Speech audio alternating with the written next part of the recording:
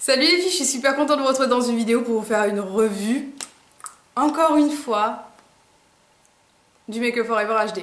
Alors je vous dis encore une fois parce que au tout début de ma chaîne, au tout début, j'avais acheté ce fond de teint, j'avais perdu mes vidéos entre temps, et là d'ailleurs récemment vous avez été nombreuses à me dire mais où est passée cette vidéo, nanana. Enfin bon bref, il y en a pas mal qui ont été supprimés tout simplement parce que la qualité d'image a changé, la qualité de vidéo, donc j'avais envie un petit peu d'actualiser aussi tout à l'ordre du jour entre guillemets parce qu'il y a des choses qui n'étaient plus d'actualité en ce qui me concerne, je pense.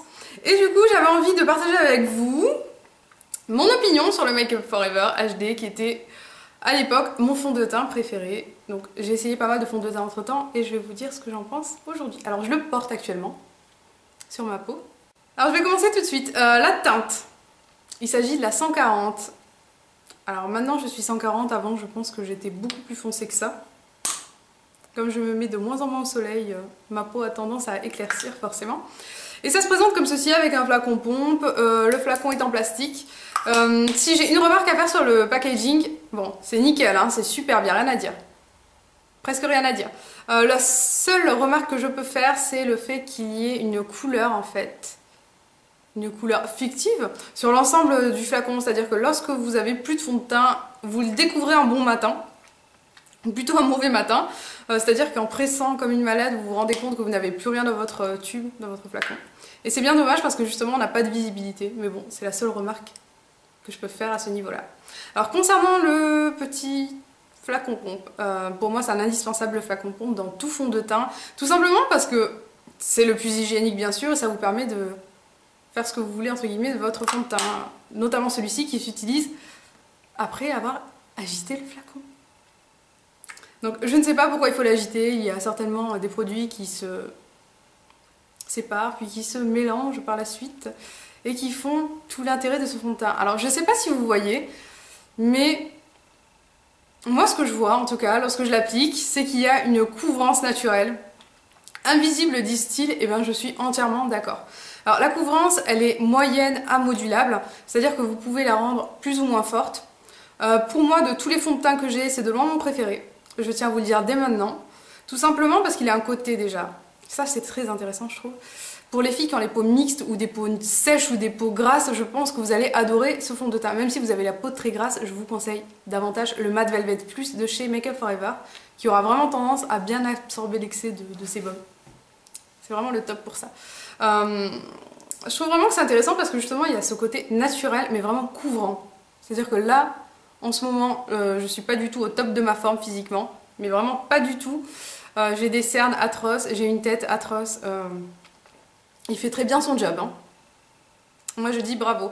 Par contre, il coûte 34 € à Sephora. Il se trouve uniquement à Sephora les filles, donc si vous devez vous le procurer, passez par le site ou allez à Sephora directement. Concernant la couvrance, je suis plus que contente, vous l'aurez compris. On se passera du Make Up For Ever pendant le reste de la revue.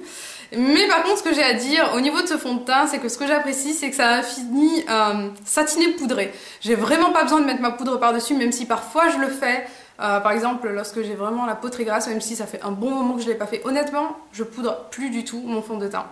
Ça me donne un effet poudré, mais vraiment nickel, c'est pas mat. Trop mat justement, c'est satiné poudré, toute la subtilité est là. On a vraiment quelque chose de bien couvrant, bien naturel, matifié et poudré, et j'aime énormément ça en hiver. Je dirais même que c'est tout ce que je recherche. Alors pour moi, ce fond de teint, c'est le numéro 1 de tous mes fonds de teint, en concurrence avec un autre que je n'ai pas d'ailleurs sous la main, mais que je peux vous conseiller si jamais vous êtes à la recherche d'une couvrance moyenne aussi. Moyenne à forte cette fois par contre, mais vraiment forte. Et aussi si vous avez la peau mixte, c'est le Double Wear d'Estée Lauder que j'avais essayé lorsque j'avais des gros soucis de peau et qui est juste sensationnel. Le seul souci avec le Double Wear, c'est qu'il y a vraiment peu de teintes, alors que le Make Up For Ever a un éventail de teintes énorme. Alors pour la petite histoire, parce que j'ai trop envie de raconter cette histoire, elle m'a trop fait rire. Enfin, elle m'a trop fait rire, genre je me moque. Non mais sérieusement, je pense que vous les filles, vous êtes comme moi, vous êtes des amatrices, mais même des fans de make-up. Vous n'êtes pas forcément professionnelles comme moi. Et le truc c'est que nous ne sommes pas professionnels et nous allons à Sephora. Allez, on va à Sephora. J'avais besoin de racheter mon Make Up Forever parce que j'avais acheté mon Make Up Forever HD il y a 2 ans de ça, et donc comme je le disais, ma peau est beaucoup plus claire. Et je cherchais en fait, en swatchant sur ma main, la couleur idéale. La vendeuse est venue vers moi. Aujourd'hui, c'est la catastrophe. Alors, la vendeuse est venue vers moi et m'a dit ah, le 140, très bon choix, c'est une belle couleur rosée. Alors, je l'ai regardé, alors que c'est une couleur bien jaune. Hein. Mon teint tire vers le jaune, donc tous les fonds de teint rosés, je les fuis comme la peste. Et elle me dit oui, ce fond de teint est bien rosé, il vous ira très bien. Je me suis dit, ou la fille ne voit pas très bien les couleurs, ou c'est l'éclairage de Sephora ou autre, ou nous, les amatrices de make-up non professionnelles, nous avons une vision plus juste. Alors, autre petite histoire, il n'y a pas longtemps, j'ai acheté une Primer Potion d'Urban Decay. Je pense que Urban Decay, tout le monde connaît. Et bien, lorsque je suis allée chez Sephora et que j'ai demandé l'endroit où était rangé, parce que c'était dans un autre Sephora que celui de ma région, la gentille vendeuse m'a dit, la quoi, la Primer Potion? C'est quoi? C'est une base pour les paupières. Ah d'accord, attendez une seconde. Alors elle regarde sur son catalogue et tout et elle me fait la marque c'est quoi? Urban Decay. Alors la fille elle cherche jusqu'à ce que sa copine lui dise mais c'est là. Elle dit ah mais fallait me dire dès le début que c'était Urban Decay. Oh des filles. C'est quoi ce truc sans déconner? Enfin bon, désolée pour les vendeuses Sephora, je suis sûre que vous n'êtes pas toutes pareilles hein. Mais pour ma part on m'a conseillé des couleurs en plus. Je préfère même pas dire, hein, parce que lorsqu'on me propose du rosé, lorsque j'ai la peau jaune, c'est pas très cool. Hein. Surtout qu'en plus, à l'époque où je laissais ma maman aller acheter son maquillage toute seule, elle revenait avec des couleurs improbables au niveau des fonds de teint. Je vous assure. Donc maintenant, c'est moi qui me charge de tout. Genre. Si vous êtes vendeuse chez Sephora et que vous êtes cool, peace.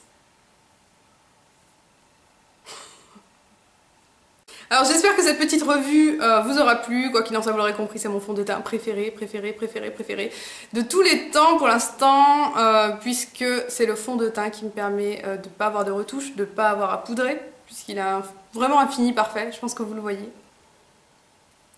J'ai plein d'imperfections en plus et ça se voit même, c'est magique. En tout cas j'espère que ça vous a plu et que ça vous a aidé surtout dans vos choix, je vous fais des gros bisous les filles et je vous dis à très vite, ciao.